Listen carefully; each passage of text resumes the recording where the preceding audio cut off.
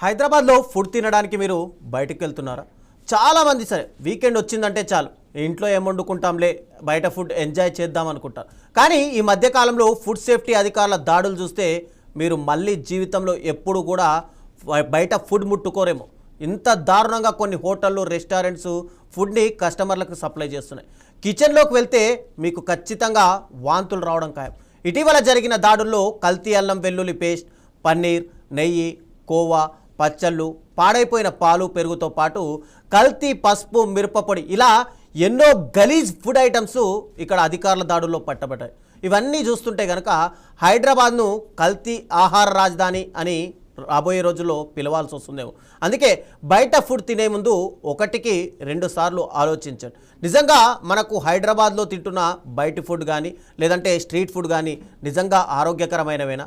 దీనికి food safety అధికారులు licence ఇచ్చారా? లేదంటే వాళ్ళు సొంతంగానే బిజినెస్లు ప్రారంభిస్తున్నారా? ఎన్ని రోజుల నుంచి ఈ ఆహార పదార్థాలను ఫ్రీజర్లో ఉంచుతున్నారు? ఇవన్నీ కూడా మనం ఈరోజు డీటెయిల్గా మాట్లాడుకునే ప్రయత్నం చేద్దాం. మనతో పాటు మాట్లాడడానికి డాక్టర్ సత్యనారాయణ గారు, గవర్నమెంట్ రిటైర్డ్ డాక్టర్ ఉన్నారు. ఆయనతో పాటు మా బ్యూరో చీఫ్ రాజ్ కుమార్, ఇక మా ప్రతినిధి రమేష్ కూడా అందుబాటులో ఉన్నారు. సత్యనారాయణ గారు చెప్పండి, అంటే బయట చాలామంది ఫుడ్ ఏం టేస్ట్ చేస్తాంలే, ఈరోజు వీకెండ్ కదా, పిల్లలతో బయటికి వెళ్దాము, మన ఫ్యామిలీ డైలీ ఇంట్లో వండుకోవడమే కదా, వాళ్ళకు కూడా ఒక బయటికి తీసుకెళ్ళి రిలీఫ్ చేసినట్టుగా ఉంటుంది, మనం కూడా రీఫ్రెష్ అయినట్టుగా ఉంటుంది అని చెప్పి భావిస్తారు. అయితే బయట ఫుడ్ తినడం వల్ల ఎలాంటి ప్రాబ్లమ్స్ వస్తాయి? నిజంగానే వాళ్ళు సేఫ్టీ పాటిస్తున్నారా లేదా? మెయిన్‌గా ఏంటంటే బయట ఫుడ్‌కు ప్రియారిటీ ఎందుకు ఇస్తున్నారంటే, కుటుంబం ఉమ్మడి కుటుంబాలు లేక ఇండివిడ్యువల్ కుటుంబాలైపోయి భార్యాభర్తలిద్దరు జాబ్ చేసుకుంటూ పోతే ఇంట్లో వండుకోలేని పరిస్థితుల లోపట అన్‌అవాయిడబుల్ సర్కమ్‌స్టాన్సెస్ లోపట ఫుడ్‌కు బయట ఫుడ్‌కు ప్రియారిటీ ఇస్తున్నారు.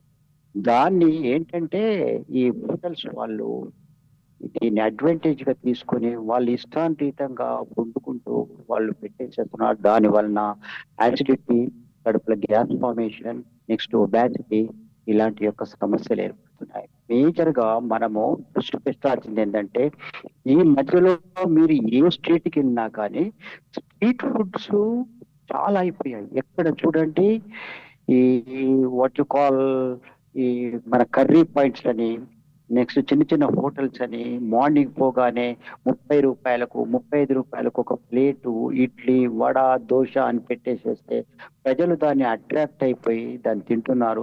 కానీ తప్పితే అది ఎలాంటి వస్తువులతోటి తయారు చేస్తారని చెప్పి ఎవరు ఆలోచించడం లేదు. దీని వలన మేజర్‌గా యువత plus old age persons, next ఆ తర్వాత ఈ జనరల్‌గా మనము మామూలుగా ఈ లేబర్ గ్రూప్ ఆఫ్ పీపుల్స్ కూడా ఎక్కువ ప్రియారిటీ ఇచ్చి దాని వలన ఆరోగ్యరీత్యా నష్టపోతున్నారని చెప్పి నేను భావిస్తున్నాను. దాని గురించి ఫస్ట్ మనం స్ట్రీట్ లైఫ్ ఫుడ్స్ పైన కాన్సంట్రేషన్ చేసేస్తే దగ్గర ఒక 20-30% మనము ప్రజలకు ఆరోగ్యాన్ని సమకూర్చగలుగుతామని చెప్పి నేను భావిస్తున్నాను. రాజ్కుమార్ చెప్పండి, నార్మల్గా ఫుడ్ సేఫ్టీ అధికారులు ఎక్కడికక్కడ తనిఖీలు చేస్తున్నారు. అయితే ఈ తనిఖీల్లో మెయిన్గా ఏవైతే చిన్న చిన్న రెస్టారెంట్లు ఉంటాయో వాటిపైనే తనిఖీలు చేస్తున్నారు, పెద్ద పెద్ద రెస్టారెంట్ల జోలికి వెళ్ళట్లేదు అనే ఒక ఆరోపణలు ఉన్నాయి. దీన్ని ఎలా చూడాలి అసలు?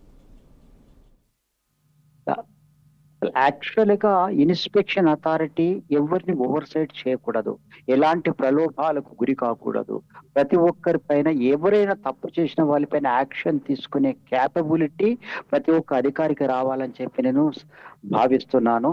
ఆ యొక్క గుండె ధైర్యంతోటే వాళ్ళు సక్రమంగా పోయినాడు. పెద్ద చిన్న అనే సమస్య ఏం లేదు. ప్రజల యొక్క ఆరోగ్య పరిరక్షణ గురించి తపన పడే వ్యక్తులు ఖచ్చితంగా ఎవరిపైన యాక్షన్ తీసుకోవాలని చెప్పి నేను సభాముఖంగా కోరుతున్నాను. రాజ్కుమార్ చెప్పండి, అంటే ఇక్కడ మెయిన్గా ఫుడ్ సేఫ్టీ